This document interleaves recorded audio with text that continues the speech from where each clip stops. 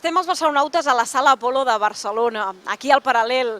És un racó, aquesta Sala Apolo, que ens recorda que Barcelona havia estat una gran aficionada a les sales de ball, no a les discoteques, que no tenen res a veure. Les sales de balls van funcionar molt bé en aquesta ciutat. De fet, moltes generacions han fet molta vida social a una sala de ball. Ara estan desapareixent, però el Ferran Aïssa, un historiador d'aquí de Barcelona, ha recuperat aquest passat de la ciutat i ens presenta aquest llibre que porta per títol Barcelona Balla.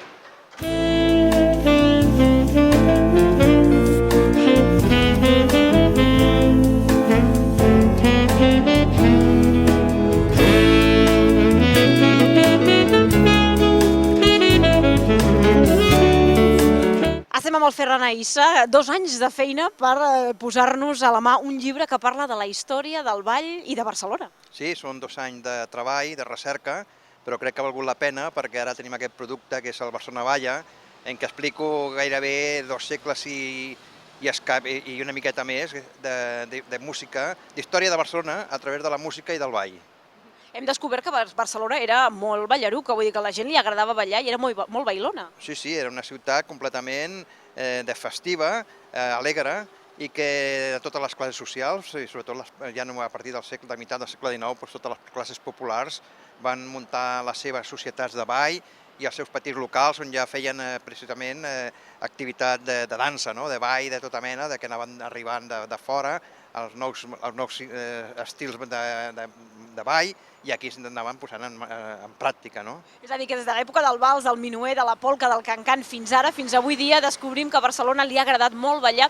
I estem parlant tota l'estona ben bé, gairebé en passat, com si això hagués acabat avui dia. Bé, potser no té la força d'abans. Jo crec que encara avui en dia torna a haver un ressorgiment del ball en diversos locals, en diversos llocs. Per exemple, aquí a l'Apolo, que estem aquí darrere, es fa un dia a la setmana, es fa swing, i altres llocs de Barcelona també. Però bé, la gran força de Barcelona va ser sobretot a meitat del segle XIX i al segle XX, amb tot el que eren les sales que hi havia al Paral·lel, o al Raval, o a la resta de la ciutat. Sales mítiques com la Paloma, o com va ser la Cibeles, o com van ser tantes i tantes, o el Gran Price, o moltes altres. Va significar totes aquestes sales de ball la vida social de Barcelona, és a dir, tot es movia, tot l'oci nocturn, el fet de conèixer parelles, de poder sortir del barri i conèixer altres racons de la ciutat, tot es movia entorn al fet social de sortir a ballar. Sí, era un aspecte important, sobretot els caps de setmana. També un moment determinat que eren els shows que hi havia ball perquè hi havia les noies que servien i eren els shows que aprofitaven per anar a diversos locals, perquè tenien festes dijous a la tarda, també hi havia ball, però sobretot en una època determinada era el diumenge o el dissabte a la nit, ja més tard amb les discoteques. Estem parlant ara de la paraula discoteca, que no té res a veure amb una sala de ball, són coses molt diferents i que avui dia la gent jove no coneix gairebé el que és una sala de ball, on es va a ballar, no és el mateix que una discoteca. Sí, les sales de ball, en principi podem dir que van començar amb les sales aristocràtiques de la noblesa barcelonina, amb els seus palauets.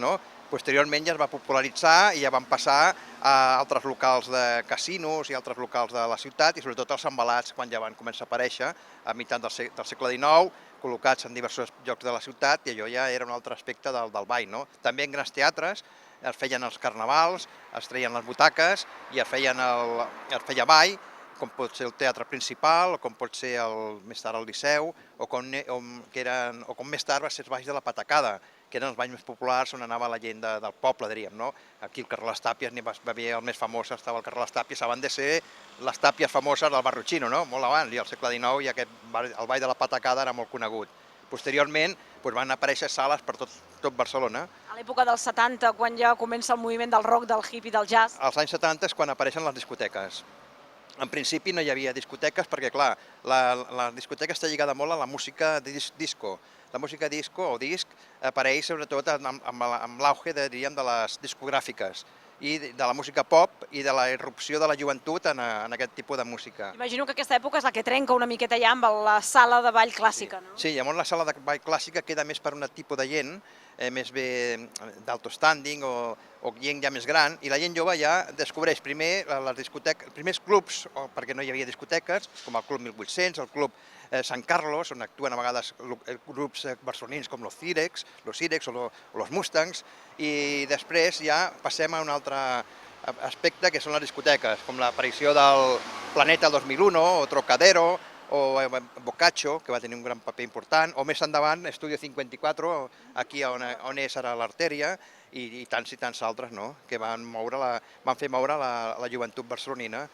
Si anem a altres ciutats europees, veiem que les sales de ball, per exemple, a París, imagino que més indrets d'Europa, tenen encara el seu públic. I aquí a Barcelona sembla que s'està intentant recuperar, si més no, part d'aquella història i que no es perdi una tradició que era molt, molt barcelonina. Sí, el que ha fet altres ciutats com Viena o com París i altres ciutats és mantenir una mica el seu esperit del segle XIX i del segle XX, no?